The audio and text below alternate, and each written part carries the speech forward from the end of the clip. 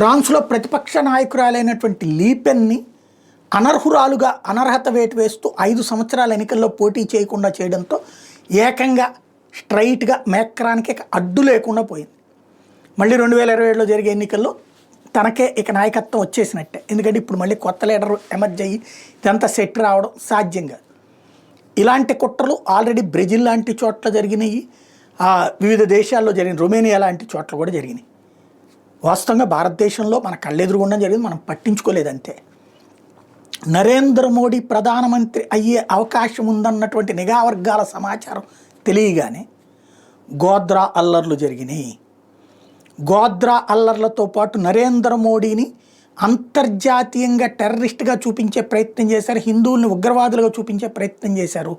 చివరికి నరేంద్ర మోడీకి America passport కూడా రాకుండా చేసినటువంటి కుట్ర వెనకాల ఉన్నది మోడీ ప్రధాని అవుతాడని ఆనాడే డెసిషన్ తీసుకున్నటువంటి సందర్భం.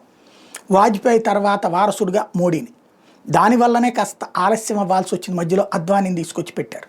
అంటే ఆనాడే జరిగిన కుట్ర వ్యవస్థలని అడ్డుపెట్టి చివరికి సుప్రీంకోర్టు దాకా వెళ్ళి మోడీ గెలిచాడు కాబట్టి నడిచింది. లేదు అంటే అనర్హత వేటు జైలు పాలు చేసే కుట్ర ఆనాడే జరిగింది. సబర్మతి ఎక్స్ప్రెస్ను తగలబెట్టకపోతే గోద్రా అల్లర్లు లేవు. ఎక్స్ప్రెస్ను తగలబెడితే ఇలా జరుగుతుందని తెలుసు. ఈ గొడవలు సృష్టించడం కోసమే జరిగింది. ఇది ఈ దేశంలో జరిగిన పెద్ద కుట్ర మోడీ మీద. నెంబర్ 2 కుట్ర మొన్న మధ్యం జరిగింది ఏంటి? 2018-19 మధ్యలో రఫేల్ అనే యుద్ధ విమానాలని ఫ్రాన్స్ నుంచి నేరుగా కొనుగోలు చేస్తే G2G ఒప్పందం, ప్రభుత్వం టు ప్రభుత్వం కుదుర్చుకున్నటువంటి ఒప్పందం. అలాగని చెప్పి నరేంద్ర మోడీ మేక్రాన్ ఏమైనా సూట్ కేసులు మార్చుకుంటారా? లేదే. అక్కడ కంపెనీలు ఇక్కడ పంపిస్తాయి.